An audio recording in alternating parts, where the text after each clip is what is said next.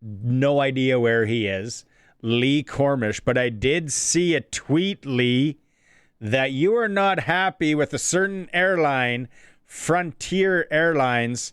They kind of screwed you over. Oh my goodness. If I have a message for you and who's ever listening today, never fly Frontier Airlines. Never. Doesn't matter how good of a deal, doesn't matter what it is. I was I'm trying to reach all 16 stadiums, and Miami was on my list. I had a great flight to Miami, got on the plane. It was midnight. The pilot gets on the intercom, and literally he says, "Attention customers, I have no idea, but they don't want me to fly this plane tonight." So we deplane.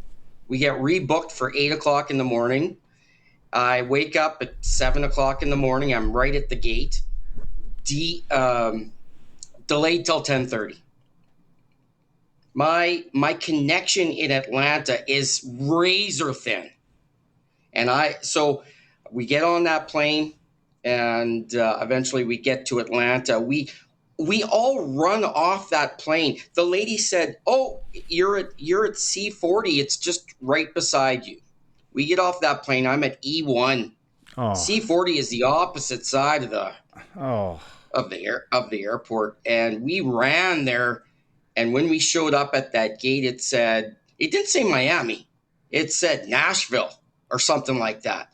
Our plane to Miami was now delayed 3 hours. We didn't know what was going on. I was getting text messages. Your flight will depart 4:15. Your flight will depart 6:15. Your flight will depart 2:15. It was crazy. And so anyways, we finally get on. I'm telling you, we get on the plane, and we're sitting there, and it's about plus 40 degrees on that plane. And they say, we got a part to turn on the AC. Part shows up. Attention customers, part is broken. We're waiting for a replacement part. We need to deplane this. We need to get off the plane. We get off the plane. An hour later, we get back on a plane.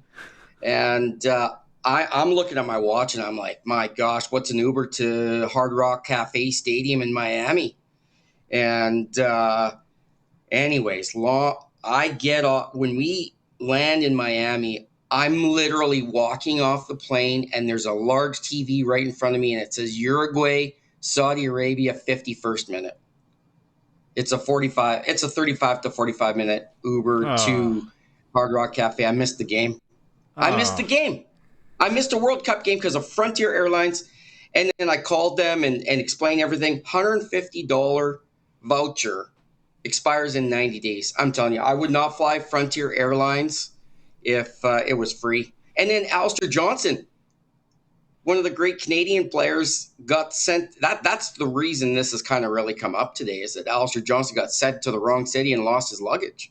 Oh. And that's kind of the story. So I just don't fly Frontier. Okay. Even if that price looks good.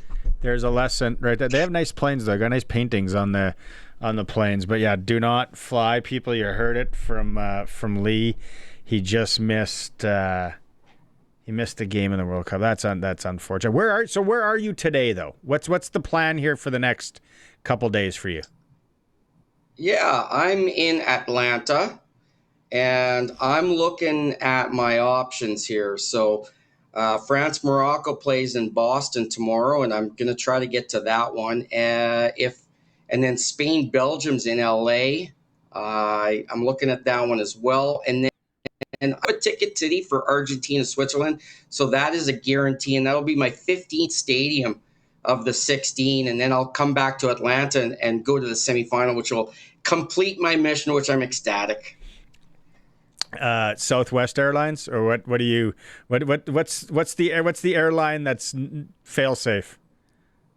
Southwest, United, American Airlines, those three. Okay. There we go. We just had Ed message us on the Prairie Land Rentals text line. Flew it once, never again. So we got more people with their Frontier. Let's go with the games first off. We'll get to Canada in a bit. Let's go with those games yesterday. Let's be honest. I rewatched them because I was working. Like that Argentinian comeback, that I don't care if you don't like soccer, if you're just a sports fan, to sit and watch that. What a game. And then the other one goes into kicks and the pressure of that Swiss player who kicks it about 40 feet over the net. Talk about pressure in that situation. Those games yesterday, Lee, though, as a soccer fan, are those top notch for you as well? Yeah, Argentina, Egypt was special. That might be the best game of the tournament.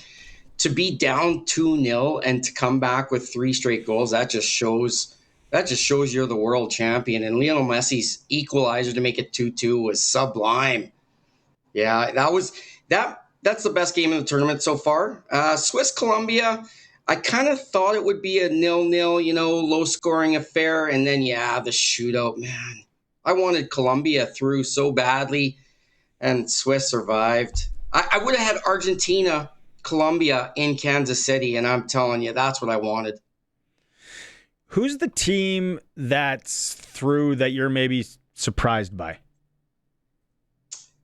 Belgium. I didn't think this young, revised Belgium side would still be around. I thought Senegal was going to take him out. But, Belgium, they got their old stars sitting on the bench, and they're doing it with the young guys. And usually you don't get a lot of success with young guys in that first go-around, but they're still around. They're going to give Spain a test, but I think Spain will overcome them. What's the game in the quarterfinals that you think should be the doozy? Is it Argentina, Swiss? Is it Norway, England? The guy with the, forget what's his name, Holland, the guy with the man bun or the ponytail. That's cool to watch. Which quarterfinal game do you have circled as the game as a must watch?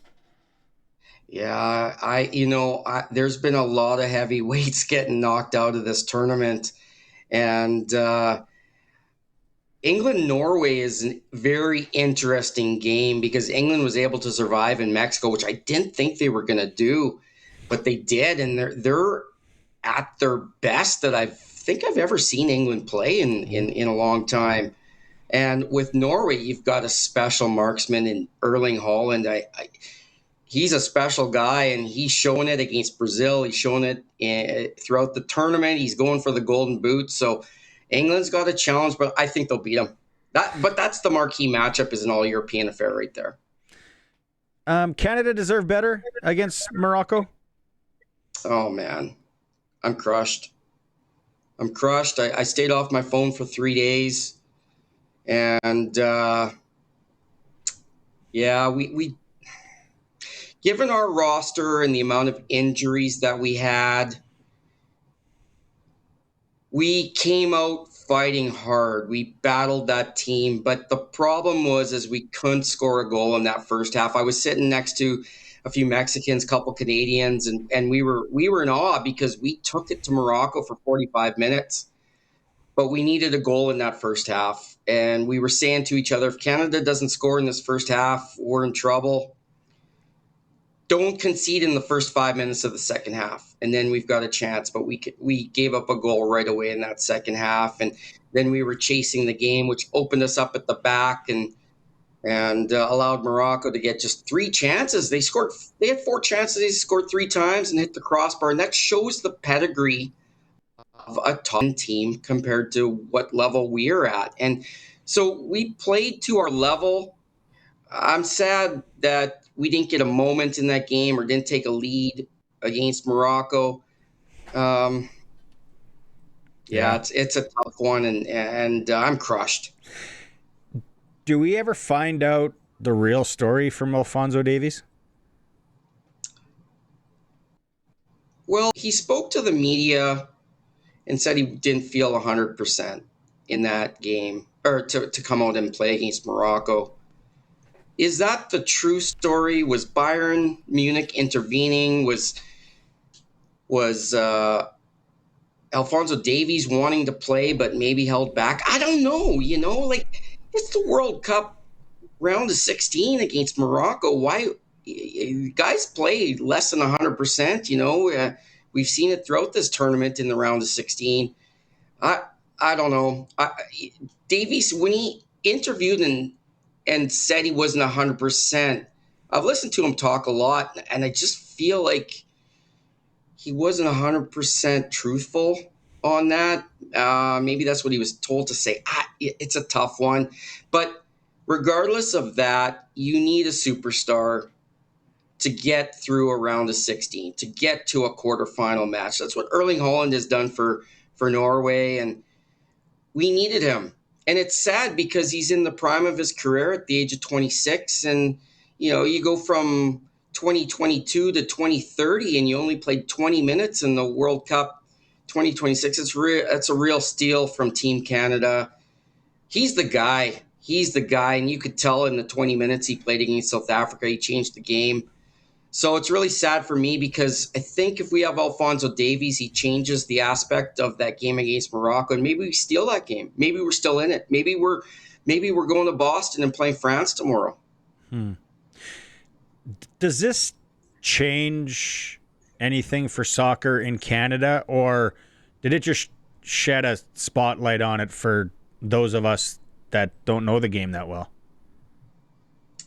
Well, there's two things. We have the Canadian Premier League, which averages a fairly low attendance. We've got, Edmonton folded, Winnipeg folded. It's not at its best.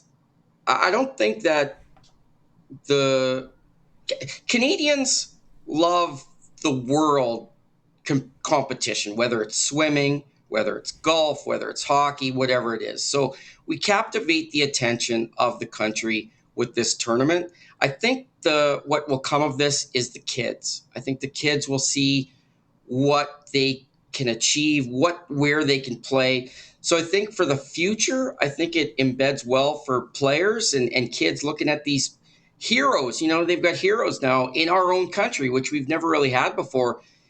As far as the game as a whole, it's a tough game in Canada. We have tons of fans across the country. They cheer for Manchester United and PSG and Kylian Mbappe and Erling Haaland and Harry Kane. So they cheer for the big stars, Lionel Messi. But as a local game, I don't think it changes a whole lot. But the kids, one day you're going to see a kid saying, wow, I watched Alphonso Davies. I watched Stefan Eustáquio in 2026 score against South Africa, and that's what'll come of it. I think we'll see some players down the road. Okay, well, I'll keep following your schedule, and hopefully we can catch up next week as we get into the semifinals. It's exciting. I'm glued. I'm still watching. I'm placing a few bets here and there. Absolutely love it.